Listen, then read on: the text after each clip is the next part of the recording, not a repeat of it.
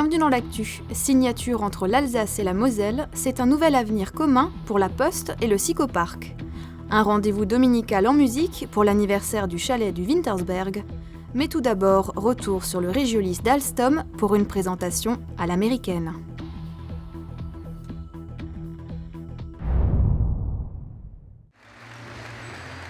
C'est à travers un réel show visuel que l'entreprise Alstom a levé le rideau sur le premier train Regiolis pour les régions françaises. Il y a quelques mois, nous vous présentions le Regiolis à travers un magazine qui retraçait la chaîne de fabrication du train régional en passant par son design, son ergonomie et sa puissance.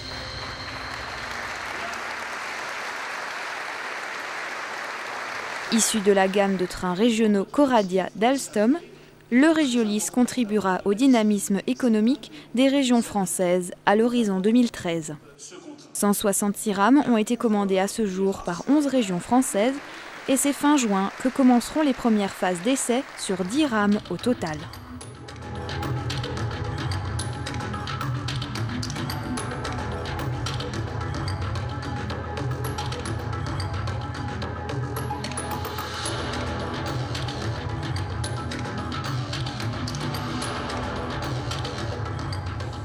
Afin de livrer en temps et en heure, plus de 300 salariés travailleront dans les sites d'Alstom Transport et leurs sous-traitants pour la fabrication de ces trains. Les premières livraisons auront lieu dès mars 2013 et s'étaleront jusqu'à l'été 2015.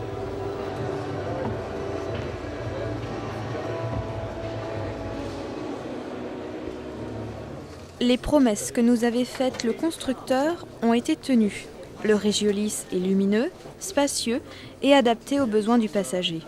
Il se veut accessible et l'espace occupé par les places d'assises a été nettement amélioré.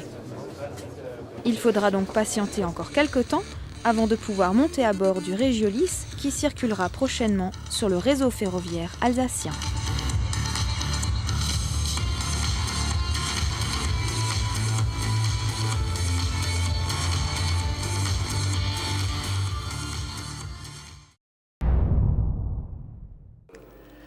Les liens se resserrent entre la Poste et le parc naturel régional des Vosges du Nord.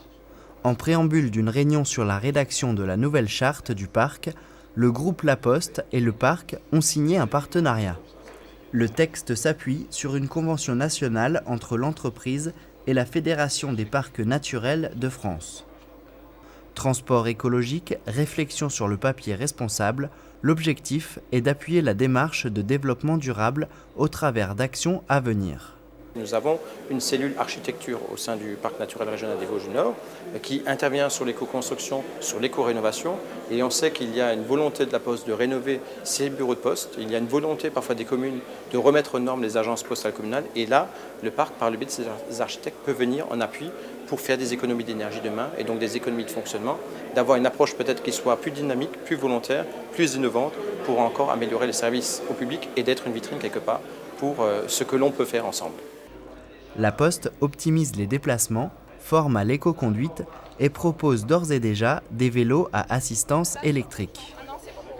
Si j'appuie là-dessus, ça part tout seul. Et plutôt que de mettre sur certaines tournées un peu longues des voitures ou des cyclomoteurs, ce vélo à assistance électrique, d'abord je crois que les facteurs préfèrent, et puis c'est évidemment beaucoup plus économe en émissions de CO2 qu'une voiture ou même un cyclomoteur. Donc de ce point de vue-là, c'est quand même vraiment doublement vertueux.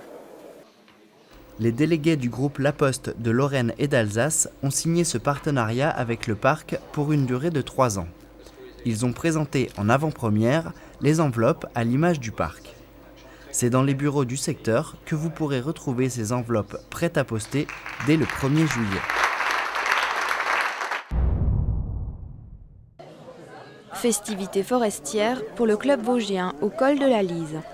C'est à l'occasion des 50 ans du chalet-refuge du Wintersberg que l'association a convié amis et familles au dévoilement d'une œuvre artistique sculptée dans un tronc de chêne de 3,50 m de haut. Les allocutions des personnalités présentes ce jour-là se tournaient autour de l'écologie et de l'historique de l'édifice inauguré le 11 juin 1961. Au niveau de la sculpture, on a profité pour valoriser un arbre, un chêne qu'on était obligé d'abattre pour améliorer la récupération de l'eau pluviale pour nos sanitaires. Et on a voulu le valoriser. Et l'idée nous est venue de garder le chêne sur souche à 3,50 m et d'y mettre une sculpture.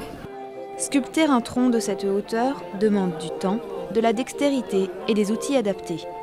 Travaillant à la tronçonneuse, Adrien Ménaud n'en est pas à sa première sculpture, puisqu'il a notamment été le créateur de la crèche de Niederbronn-les-Bains.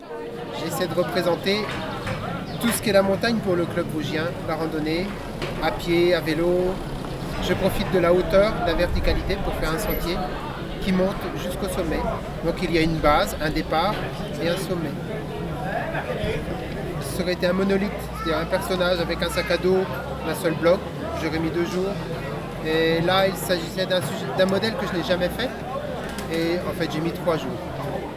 La fête s'est terminée au son d'une orgue de Barbarie qui a animé cette journée d'anniversaire. Si l'envie vous prenait d'aller admirer cette sculpture permanente, il ne vous reste plus qu'à vous chausser pour vous rendre en contrebas du Grand Wintersberg, au col de la Lise.